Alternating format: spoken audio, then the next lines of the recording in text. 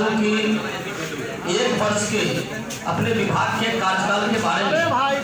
विभाग की उपलब्धियों के बारे में विस्तार से आपको जानकारी देंगे। हमारे उप मुख्यमंत्री द्वय तारकिशोर जी और रेणु देवी जी और पार्टी के अध्यक्ष डॉक्टर संजय जायसवाल जी को मैं धन्यवाद देता हूं,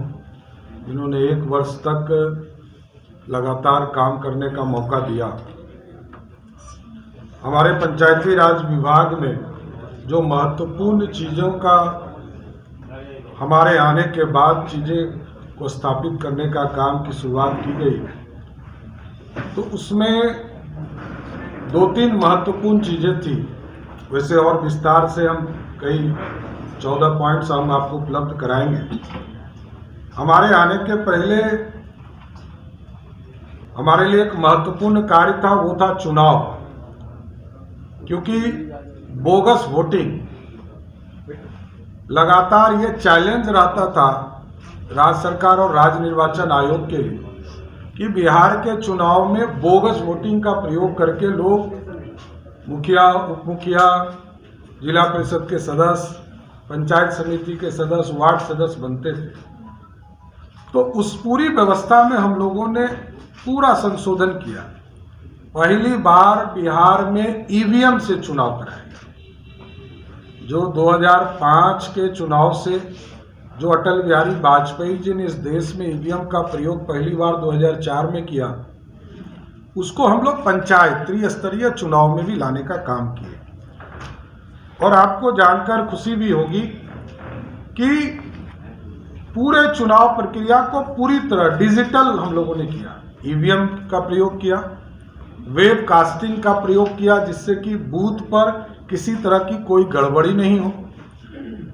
और इसके बाद ओसीआर के माध्यम से इसका काउंटिंग भी कराया। अब तो देश के प्रधानमंत्री जी आदरणीय नरेंद्र मोदी जी ने यह भी तय किया है कि 15 फाइनेंस के माध्यम से जहां हमको 5,000 से 5,000 करोड़ रुपया प्रत्येक वित्तीय वर्ष में 15 फाइनेंस में मिलने का तय हुआ है, उसमें 3800 करोड़ रुपया हम राज्य के अन्य योजना में खर्चा करेंगे और लगभग 1200 करोड़ रुपया हम लोग हेल्थ सेक्टर में काम करेंगे। हेल्थ सेक्टर में जो गांव में वेलनेस सेंटर है, एडिशनल पीएससी है, टीएससी है या सब सेंटर है, इसको बनाने के लिए हम राशि उपलब्ध कराएंगे। उसमें भी हम लोगों ने फैसला लिया है कि अभी हम, क्योंकि पंचायती राज उस स्तर का अभी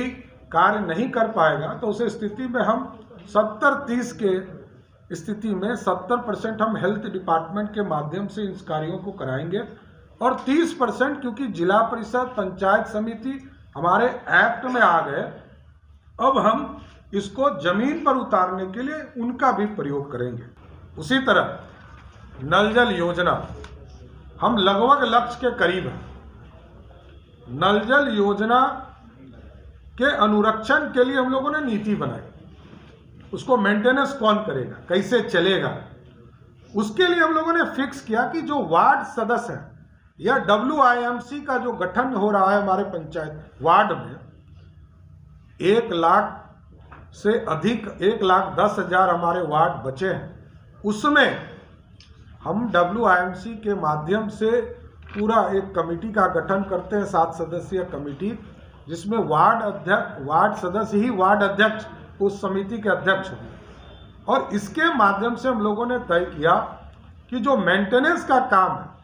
इसमें 2,000 रुपया जो अनुरक्षण करेंगे, चाहे वार्ड सदस्य करें, चाहे वार्ड सचिव करें, चाहे वार्ड के जो WIMC के जो 7 सदस्य हैं उसमें से कोई व्यक्ति करे, उसको 2,000 रुपया हम लोग मानदेय देंगे। साथ ही साथ जो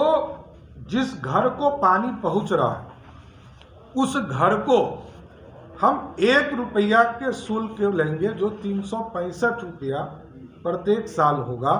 हम उससे वसूली करेंगे। उसके माध्यम से जो वसूली होगा